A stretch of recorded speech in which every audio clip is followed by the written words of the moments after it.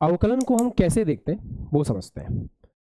अवकलन को देखा जाता है परिवर्तन की दर के रूप में। क्या आपको सवाल करने का हिंट समझ में आ गया है? एक बार अपन x का अवकलन करेंगे, v मिलेगा, फिर अलग अलग टाइम पे पुट करके v निकाल लेंगे, फिर जब v का एक्सप्रेशन आएगा उसको एक बार वापस से अवकलन करेंगे तो हमें a मिलेगा, फिर हम a को अलग अलग टाइम पे निकाल लेंगे। अगर dr बाई dt पॉजिटिव है, मतलब r जो है वो समय के साथ बढ़ रहा है, तभी r में जो चेंज है वो पॉजिटिव आ रहा है। ऑडियो वीडियो सब परफेक्ट आ रहा है? सुनाई बढ़िया दे रहा है, दिखाई अच्छा दे रहा है? Clear everything? Just raise your hands. सब ठीक है? ओके, चलिए स्टार्ट कर रहे हैं सवाल से। तो लिखिए, क्वेश्चन है you are suppose to calculate dy by D x, y is equal to x cube है, और आपको dy by D x calculate करना है। आपको dy बाई डी एक्स कब कैलकुलेट करना है? जब x इज इक्वल टू 5 है, तब आपको dy by D x calculate करना है। ठीक है, इससे मिलता जुलता एक और सवाल है, करो। y is equal to sine x है, आपको dy by D x calculate करना है जब x इज इक्वल टू 0 है। अच्छा, तो ये बड़ा ही आसान काम है। हमें क्या करना होगा इस सवाल में? बड़ा सिंपल है। हमें पहले dy बाई डी एक्स को कैलकुलेट करना है जिस तरीके से हम करते हैं। उसके बाद x की जिस भी वैल्यू के लिए वो पूछ रहा है, हमें x की वो वैल्यू पुट कर देनी है। ऋषभ, हमारा आंसर निकल के आ जाएगा, है ना? तो चलो करते हैं, कैसे करेंगे। फर्स्ट ऑफ ऑल हम लोग dy by D x calculate करते हैं, तो वो तो बड़ा आसान है। x की पावर 3 का क्या होगा? 3x square. अब हमसे बोल रहा है dy बाई डी एक्स बताइए जब x इज इक्वल टू 5 है। ये भी आराम से हो सकता है, x की जगह 5 रख दीजिए, 75 इज योर आंसर। खत्म। तो बस इतनी सी चीज़ है। पहले dy by D x calculate करो देवेंद्र, उसके बाद में जो x की वैल्यू के लिए बोल रहा है वैल्यू पुट कर दो यार। आसान है, हो जाएगा ना? अच्छा, अगला पार्ट करके देखें। y is equal to sine x को खुद से करके देखेंगे। वैसे तो बहुत सारे सवाल हम ओरली भी कर सकते हैं।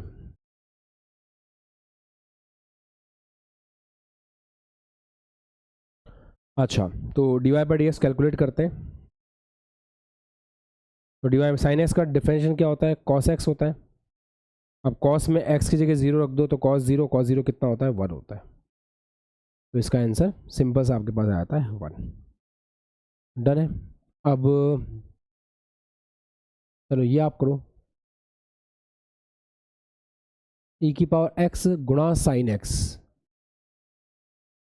ये आपको y दे रखा है, आपको dy by D x calculate करना है at x is equal to 0।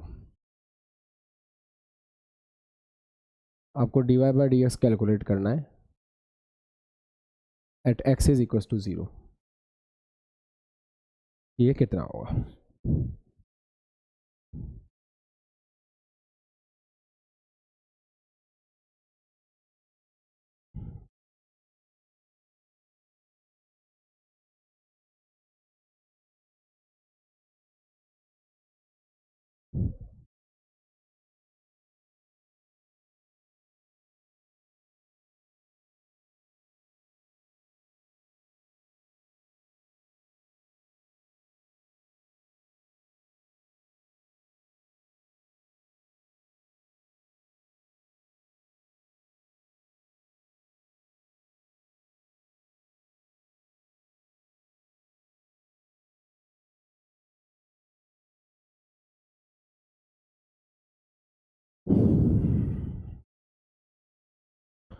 तो y is equals to e की पावर x sin x, और dy by dx is we are supposed to calculate dy by dx at what? x is equals to 0। कुछ answer आया किसी का? बिल्कुल सही प्रियम, very good. चलो इसको फर्स्ट लेंगे, इसको सेकंड लेंगे। तो dy by dx कैसे कैलकुलेट करेंगे? First function as it is, second function का डिफरेंशिएशन, साइन का डिफरेंशिएशन कॉस होता है, plus second function as it is, first function का डिफरेंशिएशन e की पावर x का e की पावर x ही होता है। अच्छा, आप क्या करेंगे, at x is equal to 0 पूछ रहा है, तो at x is equal to 0 पूछा है, तो एक्स की जगह 0 रख देंगे, ई की पावर 0 कॉस 0 साइन 0 ई की पावर 0, ई की पावर 0 1 होता है, कॉस 0 भी 1 होता है, साइन 0 0 होता है, ई की पावर 0 1 होता है, तो ये तो 0 इंटू 1 0 हो गया, तो ये आंसर आ गया 1। ऐसे हम लोग कैलकुलेट कर सकते हैं। अगर किसी फाइनाइट वैल्यू पे पूछे तो हम इस तरह से कैलकुलेट करेंगे। अब हम जेईई मेन 2022 का एक सवाल करते हैं जो इस टॉपिक से आया हुआ है, ठीक है, चलो। तो जेईई मेन 22 का सवाल है आपका। सवाल है,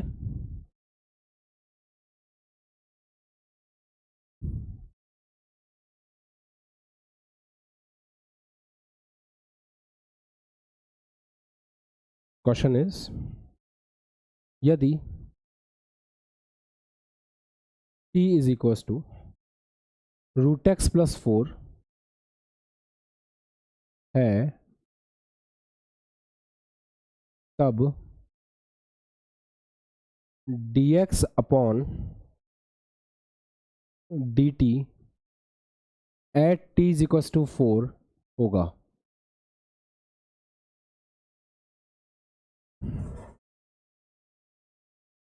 चार ऑप्शंस हमको गिवन है, 4 0 8 एंड 16। कीजिए बच्चों।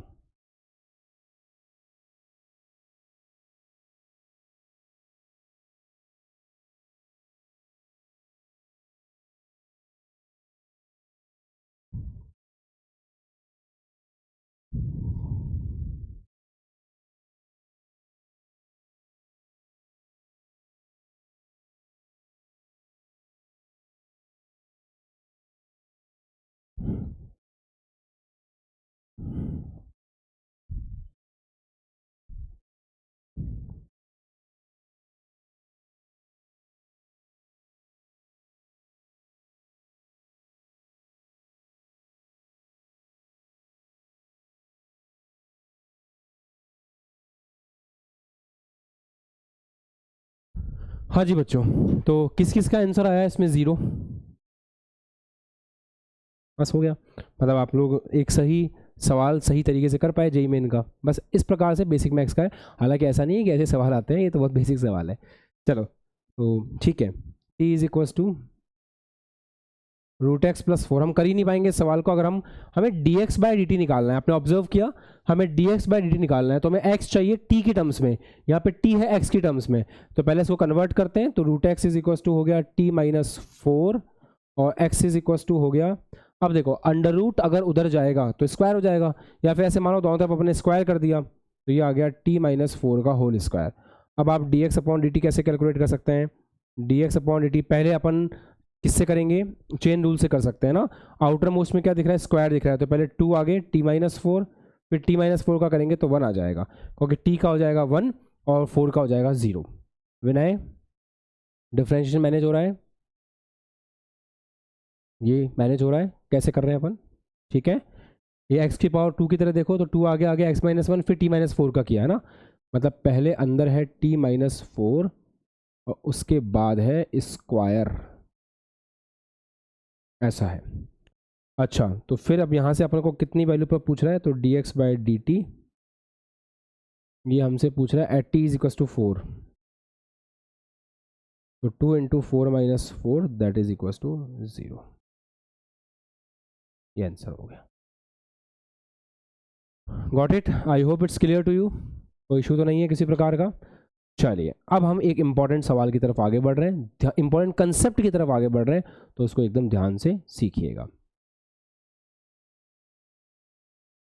जैसे फॉर एग्जाम्पल आपको दिया जाता है y is equal to x cube, ठीक है, और आपको कहा जाता है dy by D x calculate करो। तो आप dy बाई डी एक्स कैसे कैलकुलेट करेंगे बताइए? आप d Y by D x कैसे कैलकुलेट करेंगे? आप बोलेंगे सर बड़े आराम से हो जाएगा, क्या है इसमें, एक्स क्यूब है तो D by D x cube 3x², ये लो, हो गया ना आराम से कैलकुलेट। तो पंगा है नहीं है। अब एक काम करते हैं, z is equal to y cube मैंने आपको लिख के दिया और मैंने आपको कहा dz by D x calculate कीजिए। तो इसको आप कैसे कैलकुलेट करोगे, ये सोचने वाली बात है, क्योंकि यहां पर तो y है और यहां पर x है, पंगा हो गया। चलिए दो तरीके से सिखाता हूं। एक तो मेथड नंबर 1 से देखते हैं, जो डायरेक्ट मेथड है। अपन dz अपॉन dx को ऐसे लिख सकते हैं क्या, अपन dy से गुणा करते हैं, dy से मल्टीप्लाई करते हैं, चलेगा? dy से गुणा करोगे, dy से मल्टीप्लाई करोगे, dy से dy कट जाएगा, वही चीज़ आ जाएगी, लिख सकते हैं ऐसा। अच्छा अब इसको ऐसे लिख लो, dz upon dy into dz upon dy into dy by D x, ऐसे लिख लो। अब dz अपॉन dy को तो अपन कैलकुलेट कर सकते हैं ना, क्योंकि z y के रूप में है। तो dz अपॉन dy कितना होगा, साइड में कैलकुलेट कर लो। तो dz अपॉन dy कितना हुआ, y क्यूब, तो d by d y cube, इसके साथ मैच करेंगे तो ये आ जाएगा 3y²। अच्छा तो dz बाई डी कितना आ गया अपना सॉल्व करने पर, 3y², इंटू में क्या चल रहा है, dy बाई डी एक्स। ये हो गया हमारा dz, ये हो गया हमारा dz बाई डी एक्स, ये हो गया हमारा dz बाई डी एक्स। ऐसे हम कैलकुलेट कर सकते हैं। अच्छा ऐसे कैलकुलेट नहीं करना, एक और तरीका है, देखो z is equal to y cube है। क्या चेन रूल लगाना आता है आपको? चेन रूल क्या बोलता है, y है और y के बाहर क्यूब है, ऐसा है। तो अगर आप dz by D x calculate करोगे, शुरू करें, पहले y क्यूब का करते हैं। y क्यूब का डिफरेंशिएशन क्या होगा, y के क्यूब का डिफरेंशिएशन क्या होगा बताओ? सब पावर आगे पावर -1 तो 3y² होगा। अच्छा इसके बाद कौन है, इसके बाद सर y है, तो y का डिफरेंशिएशन क्या होगा, y का s के रिस्पेक्ट में होगा dy बाई डी एक्स। बस ये आंसर हो गया। ऐसे कर सकते हो, क्या दिक्कत है? थोड़ा थोड़ा समझ में आया, हाथ ऊपर करेंगे हल्का फुल्का। अब एक बार वापस देखते हैं एक और एग्जांपल से। जैसे मान लो y इज इक्वल टू, आपको दे रखा हो, ये एग्जांपल से ले रहे हैं अपन, है ना। ये तो एक मेथड था, ये मेथड दूसरा था, ये एग्जांपल्स चल रहे हैं।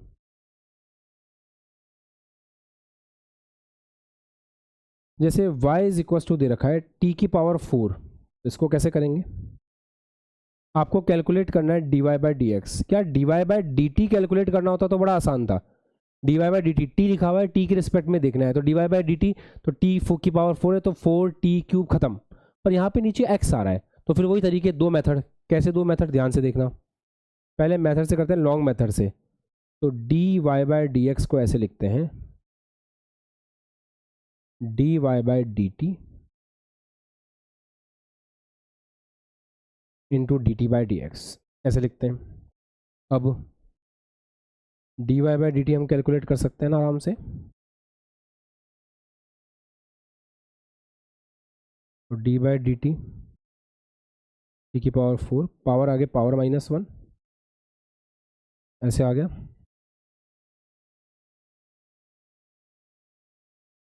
ये आ गया 4t³, साथ में D T by D x, ये अपन यहाँ रख देंगे, ये लो। ऐसे कर सकते हो। एक डायरेक्ट मेथड और है, वो डायरेक्ट मेथड कैसा है,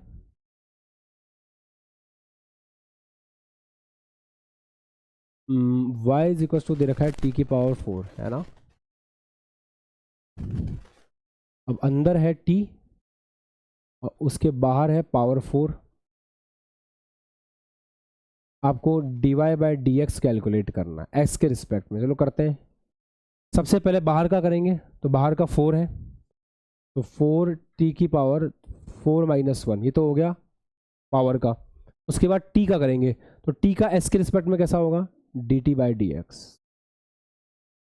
ये आ गया 4t³ D T by D x. इस तरीके से हम इसको सॉल्व कर सकते हैं। क्या सभी बच्चों को क्लियर है? Raise your hands. अब एक चीज़ और देते हैं आपको, वो आप मुझे करके दिखाओ। एक गोला है,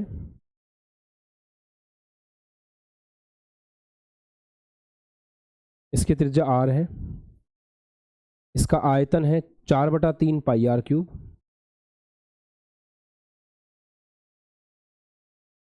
आप मुझे dv by D T calculate करके बताओ। आप मुझे dy by D T calculate करके बताओ कितना आएगा। ठीक है, एक चीज़ और करो, इसी गोले का, ये गोला है ना स्पेयर बॉन्ड, जो बॉल टाइप होती है ना वो, अच्छा एस इसका क्षेत्रफल है 4πr²। आप मुझे ds by D T calculate करके बताओ। ये कॉपी भी कर लो, साथ साथ कैलकुलेट भी कर लो। स्टार्ट।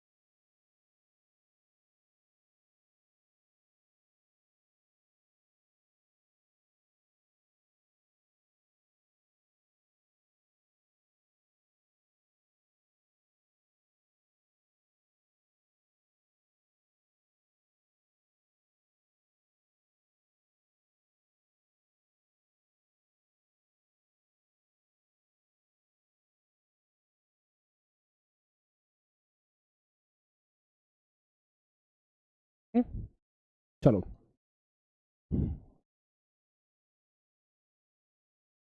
तो आप लोगों ने ट्राई कर लिया होगा, एक बार मैं सॉल्व करके दिखा रहा हूँ, चेक कर लो। फर्स्ट पार्ट सॉल्व कर रहे हैं।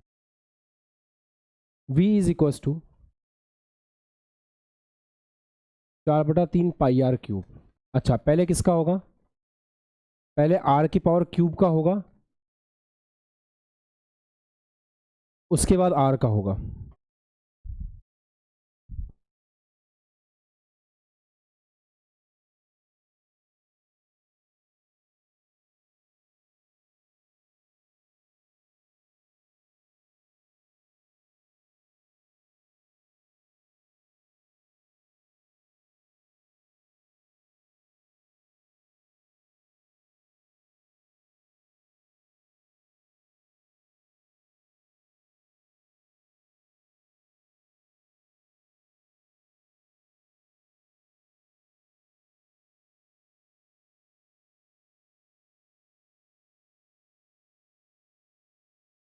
हाँ बेटा, तो इसको देखें फिर अपन।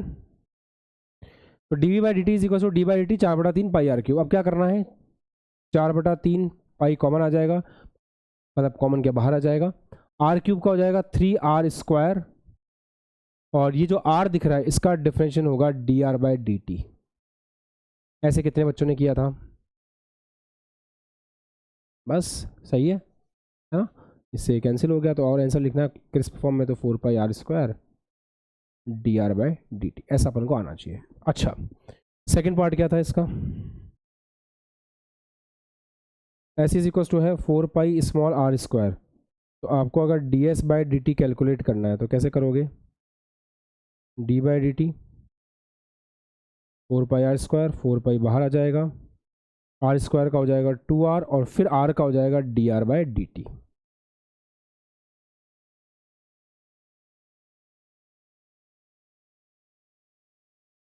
ऐसे, ठीक है, सही है। ये कितनों का सही था? बढ़िया, अच्छी बात है। अब एक सवाल करते हैं जो अच्छा सवाल है, जिसको सिखाने के लिए मैंने आपको ये सब कुछ पढ़ाया। सवाल दे रखा है x cube plus y cube जो है this is equal to 2xy। अपन को dy बाई डी एक्स ज्ञात करना है कि dy बाई डी एक्स क्या होगा। अच्छा, इस सवाल को कैसे करते हैं लिखना बाद में, पहले समझ लो, देख लो, फिर आराम से आप नोट करते रहना, कोई दिक्कत नहीं है। फर्स्ट ऑफ ऑल हम एक काम करते हैं, इस पूरे समीकरण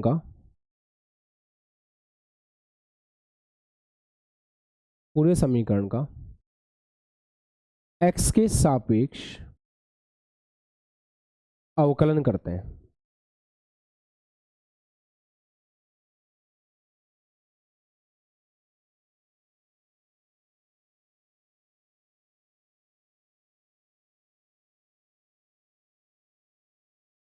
पूरे समीकरण का x के सापेक्ष अवकलन करने पर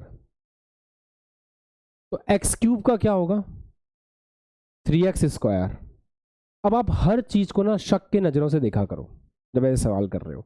जैसे एक्स क्यूब आ रहा है तो मैं एक्स क्यूब को भी ऐसे ही देख रहा हूं कि पहले एक्स है उसके ऊपर क्यूब है, तो पहले क्यूब सॉल्व होगा, तो क्यूब का डिफरेंशियल कितना होगा 3x²। फिर एक्स का होगा तो एक्स का क्या होगा dx/dx। लिखना चाहो तो लिख भी सकते हो, दिमाग में लाना चाहो तो ऐसे ला भी सकते हो कि यार dx से dx कट के बन आ जाएगा, ऐसा है, ठीक है। प्लस वाई क्यूब का करते हैं वाई के सापेक्ष, सॉरी वाई क्यूब का करते हैं एक्स के सापेक्ष। लिखना नहीं है अभी, केवल देखना है। तो वाई अंदर है क्यूब बाहर है, तो पहले वाई क्यूब में क्यूब का होगा तो क्या होगा 3y²।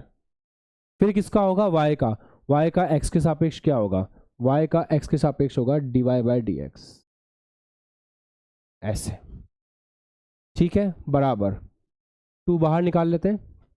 ये x को फर्स्ट फंक्शन मान लेते हैं, y को सेकंड फंक्शन मान लेते हैं। अब first function as it is, second function का x के रिस्पेक्ट में डिफरेंशिएशन, तो सेकंड फंक्शन क्या है y है, तो y का x के रिस्पेक्ट में डिफरेंशिएशन होगा dy बाई डी एक्स।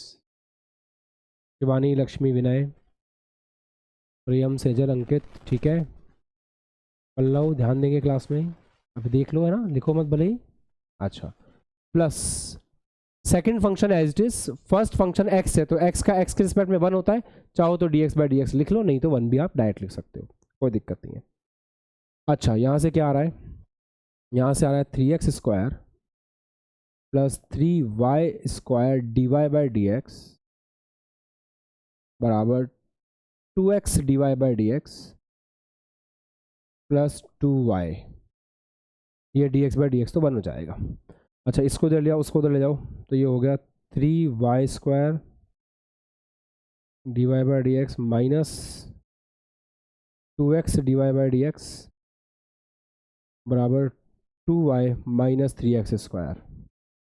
अब यहाँ से dy by D x common निकाल लीजिए, तो 3y² माइनस 2x बराबर 2y माइनस 3x²। तो यहाँ से dy बाई डी एक्स आ जाएगा 2y minus 3x² upon 3y² minus 2x,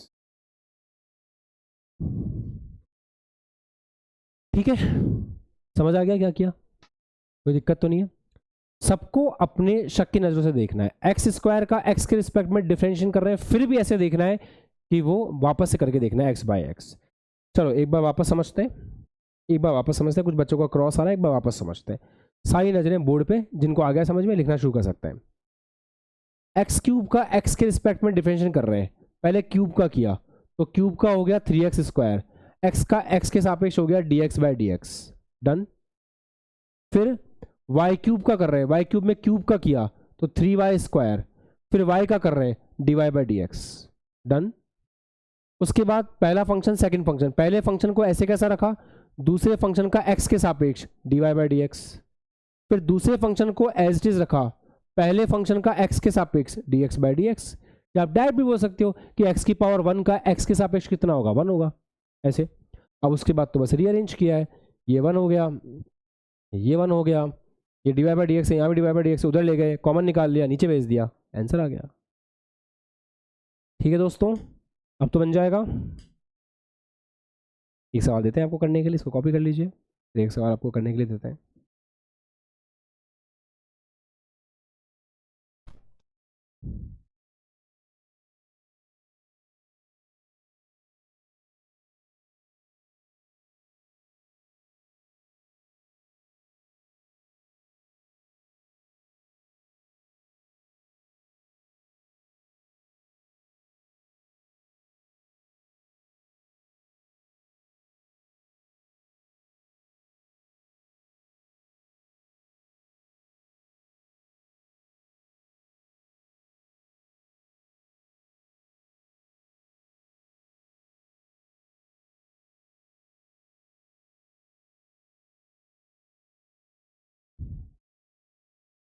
जिसका हो जाए वो इसको करना शुरू कर देना।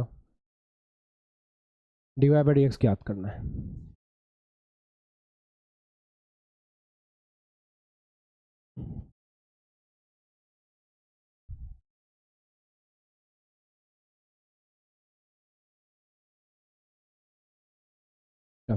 डन। आई होप आपने कर लिया होगा। अब जिस तरीके से किया है और जिस तरीके से करना चाहिए वो एक बार देखते हैं, फिर आप लोग चेक करना कि आपका आंसर सही आया कि गलत आया है।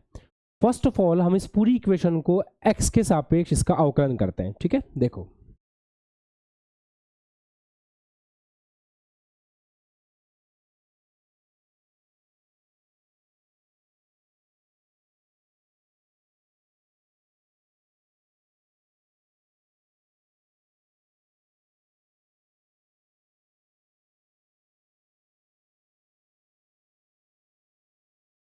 चलिए, तो पूरे समीकरण का x के सापेक्ष अवकलन करते हैं। फर्स्ट फंक्शन, सेकंड फंक्शन, नजरें इधर। First function as it is, second function y है, y का x के सापेक्ष होगा dy by D x, plus second function as it is, first function x है, x स्क्वायर है, तो x स्क्वायर का होगा 2x। चलेगा, है ना? अब तो बन रहा है, ये हो गया। प्लस फर्स्ट फंक्शन, ये फर्स्ट फंक्शन, ये second function, first function as it is, second function का x के सापेक्ष होगा 1, plus second function as it is, y square का x के सापेक्ष। तो वाई स्क्वायर को अपन कैसे देखते हैं, पहले y फिर स्क्वायर, तो बाहर से आएंगे, आउटसाइड इनसाइड अप्रोच से पहले स्क्वायर का होगा, तो y स्क्वायर में स्क्वायर का होगा तो हो जाएगा 2y, फिर y का होगा dy बाई डी एक्स, ऐसे। सही था। और 10 का कितना होगा, 10 तो एक कांस्टेंट है, कांस्टेंट का डिफरेंशिएशन 0 होता है, तो इसका डिफरेंशिएशन 0 हो जाएगा। बस अब क्या करना है, अब तो अरेंज करना है, तो ये एक्स स्क्वायर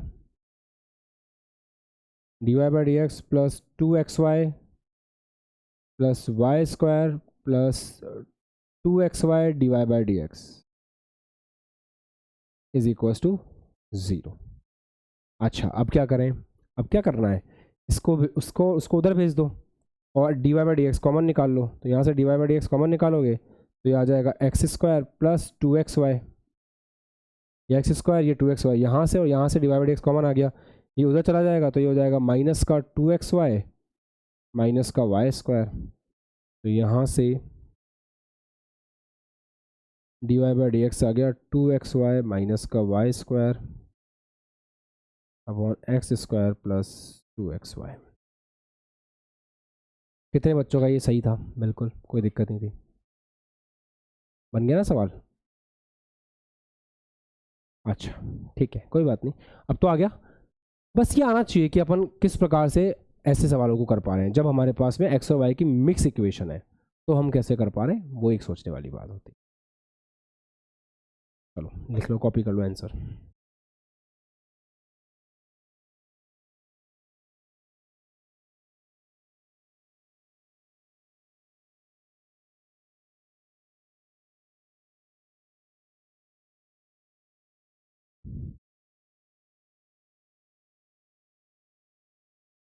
अब इसके बाद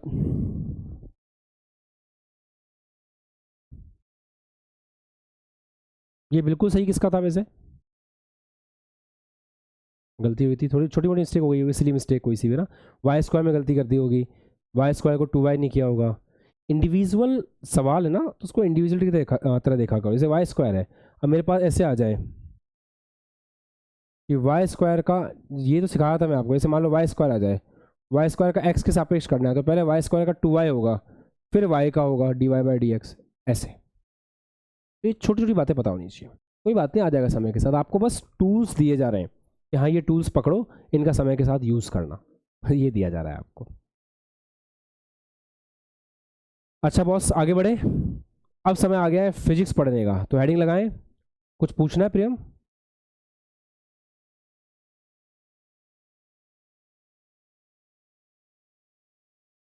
एक सेकंड ना।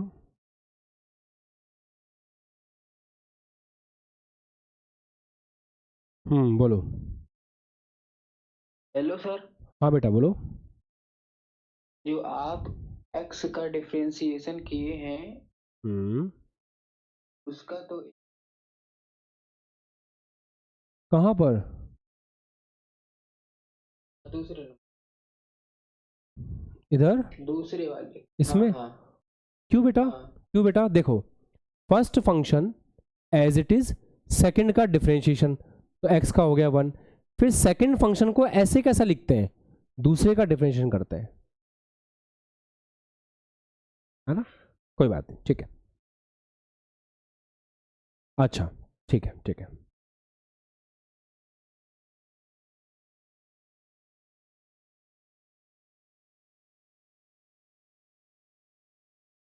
चलो भाई साहब आगे बढ़ते हैं। और कुछ पूछना है प्रियांशी? आपको भी कुछ पूछना है?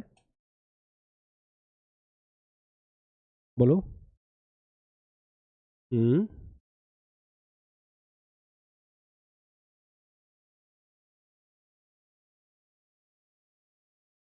थर्ड लाइन समझ में नहीं आया। ठीक है, रुको समझाते हैं। ये वाली? ओके, देखो, ये एक्स स्क्वायर dy/dx है, ये 2xy/dy/dx है।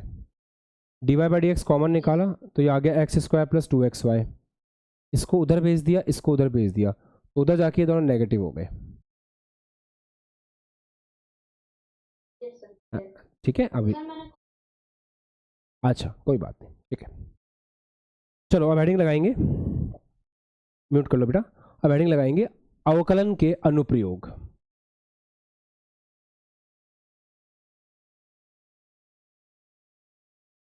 अवकलन के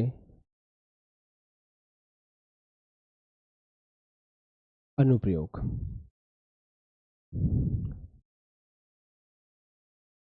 application of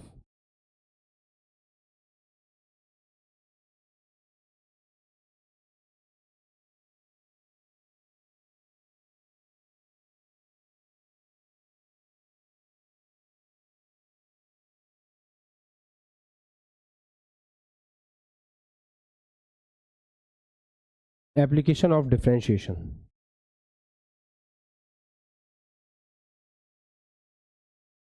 application of differentiation.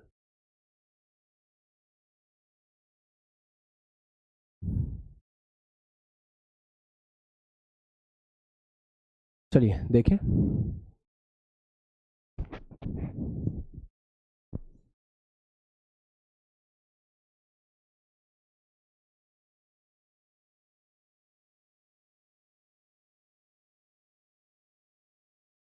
अवकलन को हम कैसे देखते हैं वो समझते हैं। अवकलन को देखा जाता है परिवर्तन की दर के रूप में। तो अवकलन के बारे में जो बच्चे को हमेशा दिमाग में रखना वो ये है कि इसको परिवर्तन की दर के रूप में देखा जाता है, मतलब रेट ऑफ चेंज के रूप में देखा जाता है। हालांकि मैं फिजिक्स के अंदर फर्स्ट चैप्टर में आपको जब पढ़ेंगे अपन काइनेमेटिक्स और डिटेल में एक्सप्लेन करूंगा, बट अभी हम क्या कर रहे हैं, अभी थोड़ा समझने की कोशिश करते हैं। जैसे मान लो एक बच्चा है, में से कोई ले लेते हैं, फॉर एग्जांपल जैसे विनय है। तो विनय ने फॉर एग्जांपल चलना शुरू किया, विनय ने x बराबर 0 से चलना शुरू किया। और विनय जो है अभी x दूरी पर खड़ा हुआ है।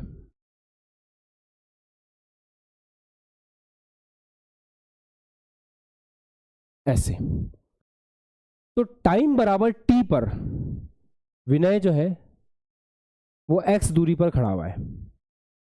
टाइम बराबर t से थोड़ा सा आगे, ठीक आगे, मतलब बहुत कम समय पे, मतलब टाइम t प्लस dt पर, dt समय में विनय थोड़ा सा आगे बढ़ता है dx। मतलब आप ये बोल सकते हो कि अगर ये टाइम t है तो इस पर इसकी स्थिति x है, टाइम t प्लस dt पर इसकी स्थिति है x प्लस dx। वही पुरानी बात। तो ये dt समय में कितना चला, इसने dt समय में कितना दूरी तय किया या कितना स्थिति में परिवर्तन किया, तो आप कहोगे सर dt समय में बहुत कम समय अंतराल में इसने जो अपनी स्थिति में परिवर्तन किया वो है dx। तो यहां पर x में परिवर्तन समय के सापेक्ष कैसे लिखा जा सकता है, dx अपॉन dt। और स्थिति में परिवर्तन समय के सापेक्ष उसी को अपन वेग कहते हैं। शायद 9th क्लास की कोई छोटी मोटी बातें याद आ रही हो। आ रही है क्या कि वेग बराबर दूरी बटा समय, कुछ याद आ रहा है? नहीं भी आया तो चलेगा। x क्या है, स्थिति है। तो स्थिति में समय के साथ परिवर्तन, स्थिति में परिवर्तन की दर, उसको क्या बोलते हैं, वेग कहते हैं। तो dx बाय dt को कैसे पढ़ा जाएगा, dx बाय dt को पढ़ा जाएगा x में परिवर्तन की दर। चलेगा, ऐसे इसको पढ़ेंगे, x में परिवर्तन की दर, वो वेग कहलाता है। अच्छा, सेम एग्जांपल देखते हैं। आगे चिंता मत करो, चैप्टर के अंदर आप सब कुछ पढ़ोगे, अभी थोड़ा फील देना जरूरी है। जैसे मान लो हम बात कर रहे हैं कि इस समय टाइम t पर ये x बराबर 0 है, ये इस समय जब हम टाइम t की बात कर रहे हैं, इस समय विनय का जो वेग है, स्थिति नहीं, इस बार हम वेग की बात कर रहे हैं, विनय का जो वेग है वो v है। तो टाइम t पर विनय का जो वेग है वो कितना है, t है, सॉरी t पर वेग कितना है, v है। ये t v ऐसे लगते हैं एक जैसे। समय हमने लिया, टाइम में थोड़ा सा ऐड किया t प्लस dt, तो थोड़े से समय अंतराल dt में जो विनय का वेग है वो अब हो चुका है v प्लस dv। तो मैं आपसे ये पूछूं कि वेग में परिवर्तन कितना हुआ, तो आप क्या बोलोगे, सर पहले वेग था v और विनय का वेग अब हो चुका है v प्लस dv, तो परिवर्तन कितने का हुआ, dv का। तो dt समय में वेग में परिवर्तन कितना हुआ, dv। तो हम इसको ऐसे लिख सकते हैं, वेग में परिवर्तन की दर को कैसे लिखा जाएगा, dv अपॉन dt। ये क्या होगा, वेग में परिवर्तन की दर। इस वेग में परिवर्तन की दर को हम लोग त्वरण के नाम से जानते हैं। तो ये भी आपको कुछ कुछ 9th क्लास का याद आ रहा होगा कि सर हाँ पढ़ा तो था, त्वरण। तो स्थिति में परिवर्तन की दर क्या है, वेग, और वेग में परिवर्तन की दर क्या है, त्वरण। तो ऐसे कहीं भी हमको अगर दर लिखनी होती है तो हम इस तरीके से लिख सकते हैं। क्या बच्चों को थोड़ा बहुत फील आया, 10%, 15%, 20%, कि हाँ ये चीज़ हमारे फिजिक्स में काम की है, कहीं आने वाले समय में पढ़ेंगे, सर पढ़ाएंगे। अच्छा, एक चीज़ और बताओ, अभी अभी अपन ने ए को क्या लिखा, वेग में परिवर्तन की दर लिखा ना। देखो वी को अपन क्या लिख सकते हैं, यहां से स्थिति में परिवर्तन की दर ऐसे लिख सकते हैं। ये पता है क्या होता है, double differentiation, d square x upon d t square. तो या तो आप ए को d v by D t लिखो, या आप चाहो तो ए को d square x upon d t square भी लिख सकते हो। अब आपको समझ में आया कि डबल डिफरेंशिएशन नाम की भी चीज़ होती है, और जो हमने पढ़ी थी उसका यूज़ क्या है। थोड़ा बहुत क्लियर हुआ आपको। अच्छा, एक चीज़ और करते हैं, आपने ये सब क्लास 9th के, एक एग्जाम्पल मैंने लिया क्लास 9th से, आपने 9th में सब पढ़ा था। 9th में तो हम छोटे बालक थे, पढ़ाई लिखाई करते ही नहीं थे। 9th में तो बस घूमना फिरना, मस्ती करना, पढ़ाई अरे ये क्या होती है। और हमने तो 10th में भी बहुत कम पढ़ाई की थी, वो गलती से साइंस ले ली, अब पता चला कि इतना कुछ पढ़ना पड़ रहा है। अभी आपको पढ़ाते हुए 8 लेक्चर हो चुके हैं, अभी तक बेसिक मैथ्स ही चल रहा है। याद है आपको? ऐसा हो रहा है, अभी तो बहुत कुछ होना बाकी है। ये सब हम क्यों पढ़ रहे हैं? ताकि हम जेई का सिलेबस पढ़ सकें। सोचो आप, क्या आपने पढ़ा था कि आवेश प्रवाह की दर को विद्युत धारा कहते हैं? पढ़ा था? जैसे मान लो ये कोई आवेश करंट आई बह रहा है, तो करंट आई क्या होता है? करंट आई होता है धारा। और धारा के लिए क्या आपको किसी ने डेफिनेशन पढ़ाई थी कि धारा होता है आवेश प्रवाह की दर। आवेश प्रवाह की दर को धारा कहते हैं। क्या ये आपको किसी ने पढ़ाया था? क्लास 10th में पढ़ाया था? याद है? अच्छी बात है। मान लेते हैं t समय पे आवेश q था, थोड़ा टाइम बढ़ा d प्लस डी टी, तो आवेश हो गया q प्लस डी क्यू। तो dt समय में आवेश में परिवर्तन कितना हुआ? dq। तो परिवर्तन की दर कैसे लिखी जाएगी? dq by dt। तो ऐसे भी डिफरेंशिएशन हमारे बहुत काम का है। तो जब भी हमें कभी रेट ऑफ चेंज देखना होगा, मोटी मोटी बात यही है, कभी भी हमको अगर परिवर्तन की दर देखनी होगी तो हम किसका प्रयोग करेंगे? अवकलन का प्रयोग करेंगे। ये सीखने वाली बात है। डन? खुश? अब एक सवाल करेंगे, लिख लो इसको आराम से। क्लास 9th का छोटा सा एग्जांपल दे दिया, वो क्लास 10th का दे दिया आपको, ऐसे ही मैंने।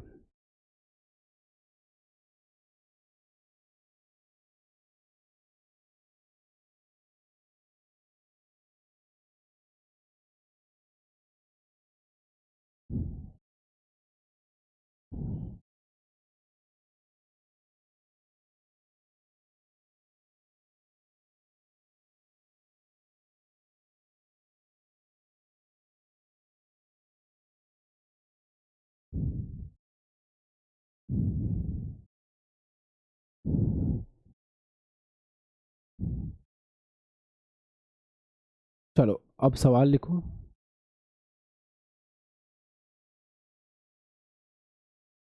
और करने का ट्राई करो। कण की स्थिति आपको दे रखी है।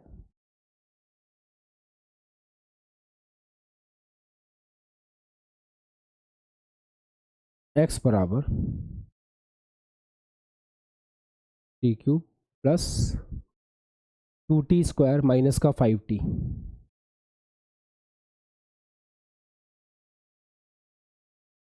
मीटर।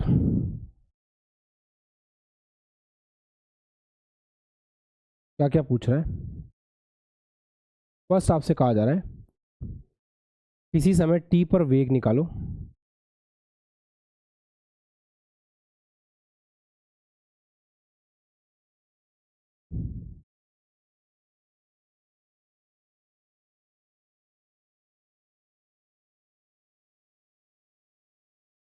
किसी समय t पर वेग निकालो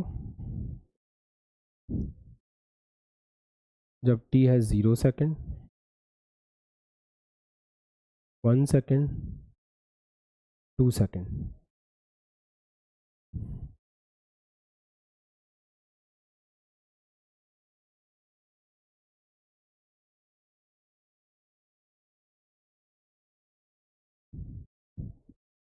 किसी समय t पर त्वरण निकालो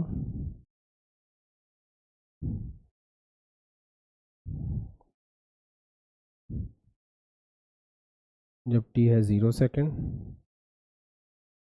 1 सेकेंड एंड 2 सेकेंड।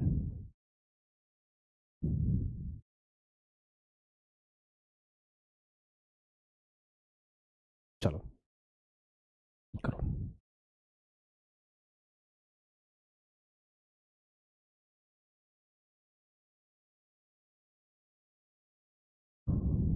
एक पार्ट करके दिखा दो दोनों का, ताकि बाकी के पार्ट आप कर पाएंगे।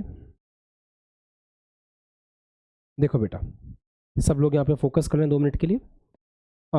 एक्स इज इक्वल टू आपको दे रखा है T cube plus 2t square minus का 5t। आपको किसी टाइम t पर वेग पूछ रहा है, ताक्षणिक पूछ रहा है, मतलब डिफरेंशियल होगा तो वेग पूछ रहा है, तो v का फॉर्मूला क्या होता है, dx बाई डी टी। तो d बाई डी टी, आप डिफ्रेंशिएशन करेंगे टी क्यूब का प्लस 2t² माइनस का 5t। सही है, इस प्रकार से होगा। हेलो, क्या सिखाया मैंने अभी आपको, देखा कुछ आपने यहाँ पे कि v बराबर क्या था, dx बाई डी टी। तो आपको x और t दे रखा है, x t में संबंध दे रखा है, तो इसका आप एक बार डिफरेंशिएशन करेंगे टाइम के रिस्पेक्ट में, तो आपके पास v आ जाएगा। फिर डिफरेंशिएशन से जो वैल्यू आएगी वो v होगी। अब आपको क्या करना होगा, फिर आपको एक बार टाइम बराबर 0 सेकंड पर v निकालना होगा। फिर आपको टाइम बराबर उस टाइम की वैल्यू पुट करनी पड़ेगी, टाइम बराबर 1 सेकंड पर आपको v निकालना होगा। फिर टाइम बराबर 2 सेकंड पर आपको v निकालना होगा, ऐसा करना होगा। फिर यहां से जो v आएगा, उस v का अगर अपन एक बार और डिफरेंशिएशन करेंगे समय के सापेक्ष, तो त्वरण आ जाएगा। तो यहां से जो भी v निकल करके आता है, उस v का एक बार और अवकलन करना समय के सापेक्ष, तो आपके पास त्वरण आ जाएगा। फिर जो त्वरण का मान आएगा, उस त्वरण के लिए फिर इन तीनों टाइम पे अलग अलग वैल्यूज निकालना। क्या आपको सवाल करने का हिंट समझ में आ गया है? एक बार अपन x का अवकलन करेंगे, v मिलेगा, फिर अलग अलग टाइम पे पुट करके v निकाल लेंगे। फिर जब v का एक्सप्रेशन आएगा, उसको एक बार वापस से अवकलन करेंगे तो हमें a मिलेगा, फिर हम a को अलग अलग टाइम पे निकाल लेंगे। चलिए, तो आप लोगों ने कैलकुलेशन की होगी, केवल कैलकुलेशन थी पल्लव। चलो देखो करें, तो T Q plus 2t² minus का 5t डिफ्रेंशिएशन करेंगे, तो इसका हो जाएगा 3t²। ये 2 आगे आ जाएगा, 2 टू 4t, और माइनस के 5t का हो जाएगा माइनस का 5। क्या आपका डिफ्रेंशिएशन बिल्कुल वही था जो यहाँ पे स्क्रीन पे लिखा हुआ है? बस सही है। अब आपके पास v का फॉर्मूला आ चुका है, ये v का फॉर्मूला है। अब एक काम कीजिए, इसमें लगा टाइम पे वैल्यूज पुट कीजिए। टाइम बराबर 0 पर v कितना होगा, तो 0 रख दीजिए, तो ये हो जाएगा 3 0 का होल स्क्वायर प्लस 4 0 माइनस 5, तो ये आ जाएगा -5 मीटर पर सेकेंड। खत्म। तो पहला वाला आपका आ गया -5 मीटर पर सेकेंड। कर लेंगे, ऐसे ही किया था सबने, बस सही है, फिर और कोई दिक्कत ही नहीं है। अब टाइम बराबर 1 सेकेंड पे v रखना है, तो यहाँ पे 1 रख दीजिए,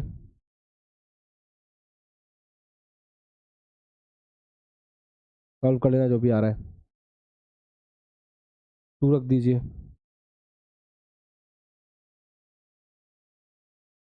चलो। अब एक्सेलरेशन a के ऊपर आते हैं। इसका एक बार फिर से डिफरेंशिएशन करना पड़ेगा, इसका फिर से एक बार डिफरेंशिएशन करना पड़ेगा।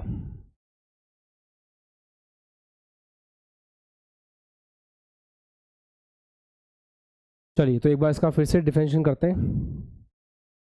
3t², 2 आगे आ जाएगा 6t, 4t का हो जाएगा 4, माइनस की 5 का 0, तो ये एक्सेलरेशन आ गया 6t पर, 6t प्लस 4।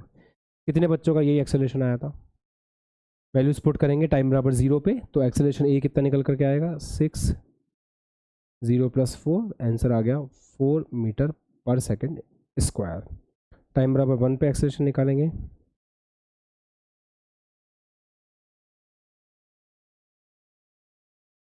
टेन मीटर पर सेकेंड स्क्वायर। टाइम बराबर 2 पे निकालेंगे,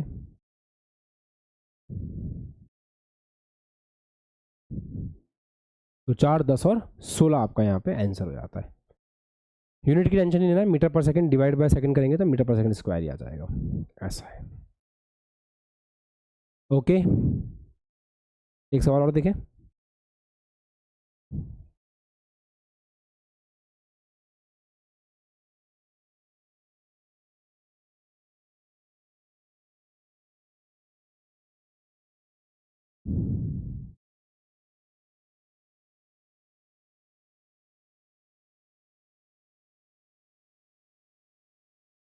लिखिए, एक अच्छा क्वेश्चन है ना।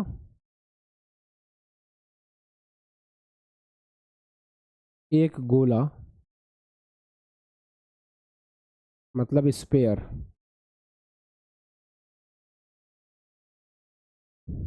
एक गोले की त्रिज्या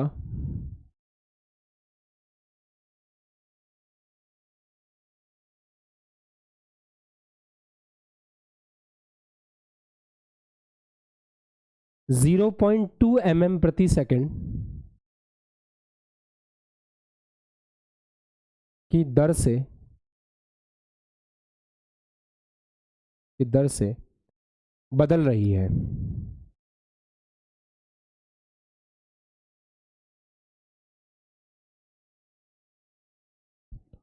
जब गोले की त्रिज्या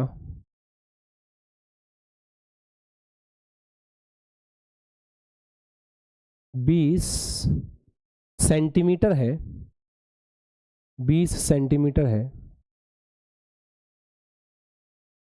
तब दो चीजें ज्ञात करनी है। फर्स्ट, क्षेत्रफल में परिवर्तन की दर ज्ञात करें।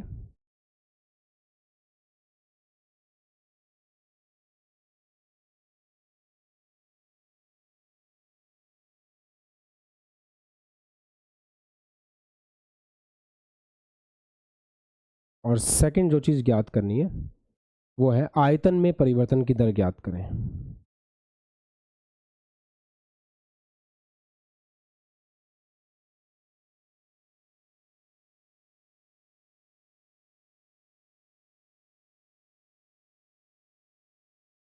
चलो,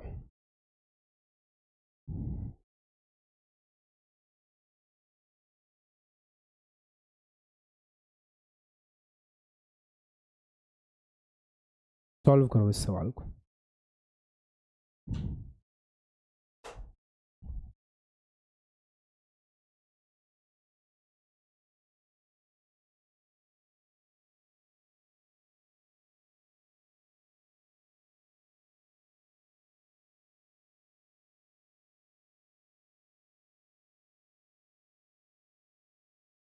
आराम से पढ़ लो, सॉल्व मैं करवा दूंगा, कोई दिक्कत नहीं, पढ़ लो आराम से।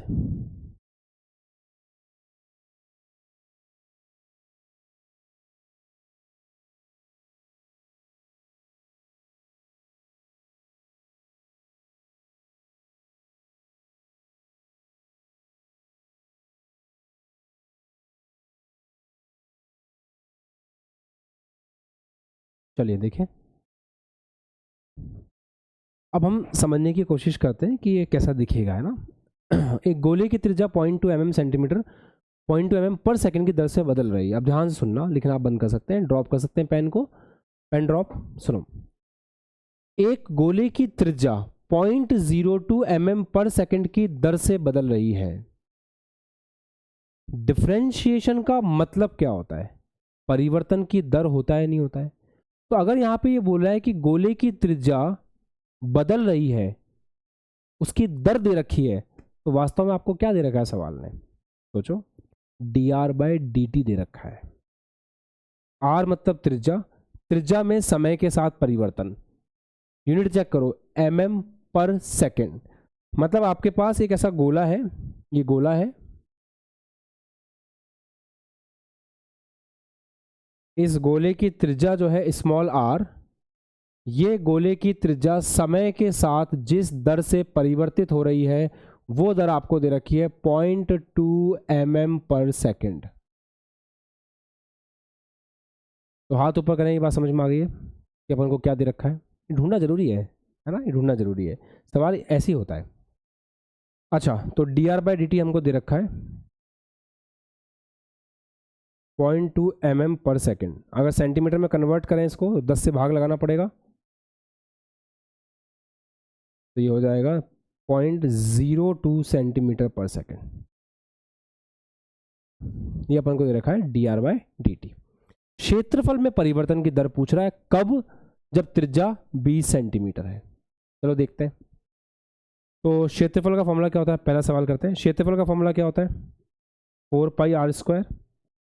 क्षेत्रफल में समय के साथ परिवर्तन की दर निकालेंगे तो ds/dt कैलकुलेट करेंगे। क्या मैं आपको सिखा चुका हूं कैसे कैलकुलेट करना है? 4π ऐसे कैसा बाहर आ जाएगा, r² का डिफरेंशिएशन 2r होगा, फिर r का करेंगे तो dr/dt होगा, ऐसे। तो यहां से ds/dt कितना आ रहा है? 8πr dr/dt। अच्छा, ये अपन से कब पूछ रहा है? ds/dt अपन से तब पूछ रहा है जब r जो है वो 20 सेंटीमीटर के बराबर है। तो डिफरेंशिएशन के पास वैल्यू निकालना भी हमने सीख लिया आज। आप आर की जगह रख देंगे 20 सेंटीमीटर। जब आप आर की जगह 20 सेंटीमीटर रखेंगे तो D R by D T सवाल में कितना दे रखा है 0.02, ये आ जाएगा 0.02, ये आ गया 100, इससे कट गया, 4 दूनी 8, 8 दूनी 16, ये आ गया 1.6 पाई। ये आपका आंसर हो गया। ऐसे आपको सवाल करना था, है ना? सही है। 8 दूनी 16, 16 दूनी 32, सॉरी। हाँ, एक बच्चा कमेंट कर रहा था, ठीक है, डन है। हाथ ऊपर कर दो भाई साहब, आ गया समझ में? अगला खुद कर लोगे, करो। अगले वाले में v निकालना है, तो v में परिवर्तन निकालना है, तो v क्या होता है, v का फॉर्मूला होता है 4/3 पाई आर क्यूब। चलो dv बाय dt कैलकुलेट करो जब r 20 सेंटीमीटर है। अब ये खुद से कर दो, डिफरेंशिएशन करना है, r का मान 20 सेंटीमीटर रखना है और dr बाई dt का मान 0.02 रखना है। चलो करो।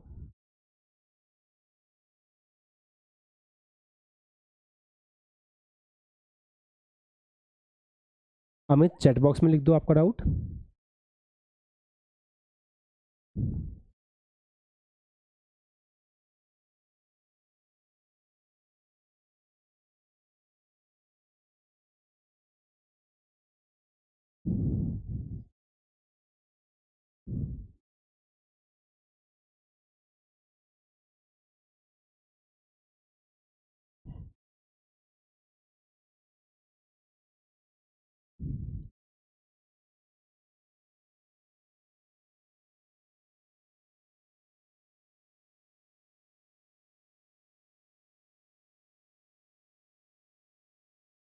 दस दिन पहले ही ज्वाइन किया है तो बेटा फिर आपको बेसिक मैथमेटिक्स के लेक्चर नंबर 1 से एक बार फॉलोअप करना है ना, उस चीज़ को करना है। और दूसरा ये है कि अभी वेक्टर स्टार्ट होगा, तो वेक्टर आप स्टार्टिंग से पढ़ सकते हो, तो वेक्टर से तो आप बिल्कुल शुरुआत से पढ़ सकते हो, और बाकी आपको ये डिफरेंशिएशन तो आपको एक सीक्वेंस में देखना पड़ेगा तभी समझ में आएगा, है ना?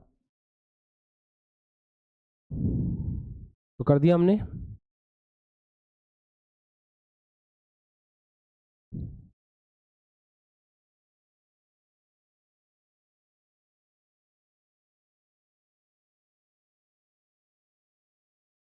चलो देख लेते हैं, कुछ नहीं था बेटा, आसान है, आप डिफरेंशिएशन तो करो। देखो सबसे पहले 4/3 पाई आर क्यूब का डिफरेंशिएशन करते हैं, तो 4/3 पाई कांस्टेंट है, बाहर आ जाएगा। अब आर क्यूब का 3r और फिर आर क्यूब का 3r स्क्वायर और फिर आर का करेंगे तो वो हो जाएगा dr बाई dt। आज की क्लास में आते ही हम इसकी प्रैक्टिस कर चुके हैं ना। डिफरेंशिएशन सबका सही हुआ है, रेज योर हैंड्स। डिफरेंशिएशन में तो दिक्कत नहीं है बेटा, सबका सही हो रहा है ना यार? देखो ना इसको, 4/3 पाई। अब आर क्यूब है तो आर क्यूब को कैसे देखेंगे, आर क्यूब में पहले आर है फिर क्यूब है, तो क्यूब का करेंगे तो 3r स्क्वायर और आर का करेंगे तो dr बाई dt। अब आपको सब कुछ तो दे रखा है, 4/3 पाई, आर का मान दे रखा है 20 सेंटीमीटर, तो यहाँ पे आ गया 20, और dr बाई dt कितना दे रखा है 0.02।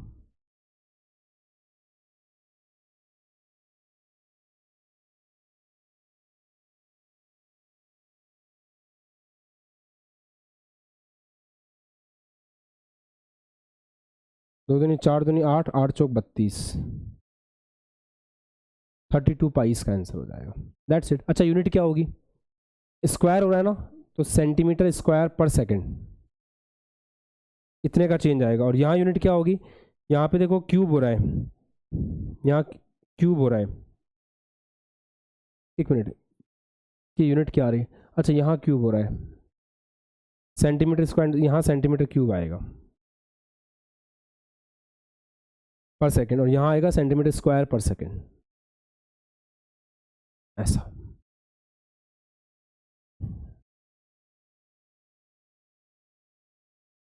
ठीक है ना? अब तो आसान था, मतलब अब तो समझ में आ गया ना कैसे वैल्यूज पुट करनी है वगैरह वगैरह। चलो एक छोटा सा पॉइंट और सुनो, ये गोला है भाई साहब, ऐसे ये पॉइंट बता रहा हूँ तुम्हारे को समझाने के लिए, जैसे एक गोला है,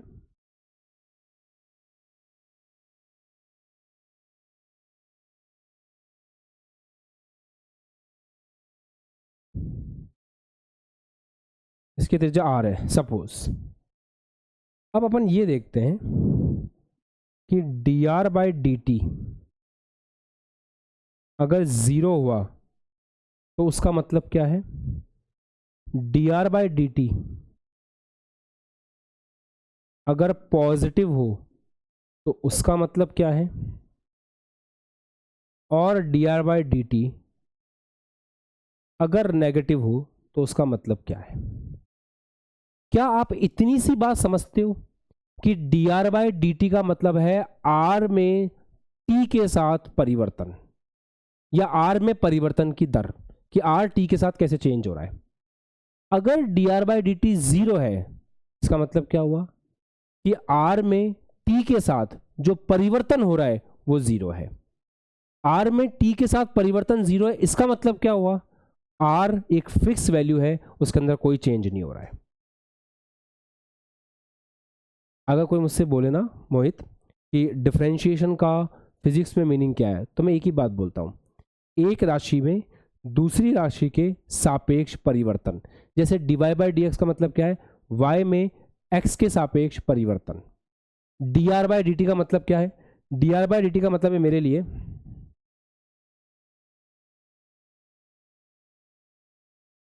r में t के सापेक्ष परिवर्तन। अब आप सोचो, अगर D R by D T आपको दे रखा है जीरो, मतलब r में t के सापेक्ष कोई परिवर्तन हो ही नहीं रहा है। अगर r में t के सापेक्ष कोई परिवर्तन नहीं हो रहा है, इसका मतलब क्या है कि r कांस्टेंट है, r एक नियत वैल्यू है, r एक फिक्स वैल्यू है, r एक कांस्टेंट है। ऐसा आदित्य, फिजिकल सिग्निफिकेंस समझ में आ गई आपको? D R by D T का मतलब जीरो होने का मतलब समझ में आ गया क्या है? प्रियरंजन क्लियर है बेटा? कुछ कंफ्यूजन हो रहा है? D R by D T का मीनिंग क्या है? D R by D T का मीनिंग है आर में टी के साथ चेंज। मैं ये बोल रहा हूँ कि D R by D T zero है, तो इसका मतलब क्या हुआ, आर में टी के साथ कोई चेंज नहीं हो रहा। आर में टी के साथ चेंज नहीं हो रहा, इसका मतलब क्या है, आर एक कांस्टेंट वैल्यू है, फिक्स वैल्यू है। अच्छा, अब आप सोचो कि पॉजिटिव नेगेटिव होने का मतलब क्या है। सोचो पॉजिटिव नेगेटिव होने का मतलब क्या है। D R by D T positive होने का मतलब क्या है, सुनना, आर में समय के साथ जो परिवर्तन है वो पॉजिटिव है, ये मतलब हुआ। भाई वापस से बोल रहा हूँ, रवि ध्यान सुनो, D R by D T का मीनिंग क्या होता है? D R by D T का मीनिंग ये होता है कि आर में टाइम के साथ चेंज कैसे हो रहा है। अगर D R by D T zero है, मतलब आर में समय के साथ परिवर्तन जीरो है। अगर D R by D T positive है, मतलब आर जो है वो समय के साथ बढ़ रहा है, तभी आर में जो चेंज है वो पॉजिटिव आ रहा है। पहले आर इतना था, अब आर और बड़ा हो गया। ये त्रिज्या थी पहले गोले की, अब त्रिज्या बड़ी हो गई, तो आर में जो परिवर्तन हो रहा है समय के साथ वो प्लस होगा। तो इसका मतलब ये है कि त्रिज्या आर जो है वो समय के साथ बढ़ रही है, ये बताना चाहता है। और अगर पहले त्रिज्या ये थी, अब त्रिज्या कम हो गई, तो डी आर नेगेटिव हो जाएगा, परिवर्तन नेगेटिव हो जाएगा। परिवर्तन नेगेटिव हुआ, D R by D T negative आ रहा है, इसका मतलब ये है कि त्रिज्या कम हो रही है। ऐसे, ठीक है? फील कर पाए थोड़ा बहुत? देखो, सबसे इंपॉर्टेंट ये है, जब अपन छोटी उम्र में है ना, 10th क्लास से 11th क्लास में आए हैं, पहली बार हम पढ़ रहे हैं, चीज़ों को देख रहे हैं, तो आपका रिस्पॉन्सिव होना बहुत ज़रूरी है ना। एक मूर्ति को देख करके नहीं बोला जा सकता कि वो खुश है, दुखी है, उसको समझ में आ रहा है या नहीं आ रहा है। आप लोगों के पास एक्सप्रेशंस है, आपके पास चेहरा है, फेस है, आप स्माइल कर सकते हो, आप एक्सप्रेशन दे सकते हो, आप यस कर सकते हो, आप नो कर सकते हो, कर सकते हो। तो इंसान के पास एक फीचर होता है एक्सप्रेशन का। उस एक्सप्रेशन से हम बता सकते हैं सामने वाले को कि हमें आपकी बात समझ में आ रही है, या कुछ कन्फ्यूज़न लग रहा है, या फिर रिपीट कर दीजिए। ऐसे तो मैं चाहता हूं कि आप सभी अपने उन एक्सप्रेशंस का अच्छे से यूज़ करें, क्योंकि जेई की प्रिपरेशन में, नीट की प्रिपरेशन में सबसे इंपॉर्टेंट है आपका खुश होकर पढ़ाई करना। कंसेप्ट की कोई टेंशन नहीं है, वो हम वापस समझ लेंगे। और ये तो ऐसे भी बेसिक मैथ्स है, आपको पता है फिजिक्स आपकी स्टार्ट हुई नहीं है। जब फिजिक्स स्टार्ट होगी तो वेग, विस्थापन, दूरी, तय, त्वरण सब पढ़ेंगे हम, कोई दिक्कत नहीं है। तो जो मोटी मोटी बात आपको समझ में आ रही है उसको खुश होकर के एक्सेप्ट करना है। एक बार वापस से सुनते हैं। dy बाई डी एक्स का मीनिंग होता है y में x के सापेक्ष परिवर्तन। अगर dy बाई डी एक्स 0 आ रहा है मतलब y में x के सापेक्ष कोई परिवर्तन हो ही नहीं रहा है, तो y एक फिक्स वैल्यू है। वैसे ही dr बाई डी टी 0 आ रहा है मतलब r में समय के साथ कोई परिवर्तन हो ही नहीं रहा, r फिक्स है, नियत है, फिक्स है, ठीक है। अगर dr by D T positive आ रहा है तो dr बाई डी टी के पॉजिटिव आने का मतलब ये होता है कि आप यहाँ पे ऐसे बोल रहे हो कि जो r है वो टाइम के साथ बढ़ रहा है, तो r टाइम के साथ बढ़ेगा तो r में जो परिवर्तन है समय के साथ वो पॉजिटिव आएगा। अगर r समय के साथ कम होगा तो जो परिवर्तन है वो नेगेटिव आएगा। ऐसे हम बात कर, ठीक है, पक्का। अब इसको लिख लो अच्छे से।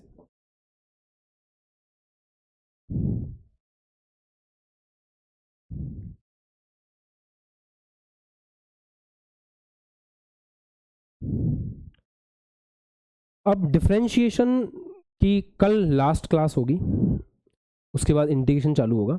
डिफरेंशिएशन की लास्ट क्लास में आप क्या पढ़ोगे?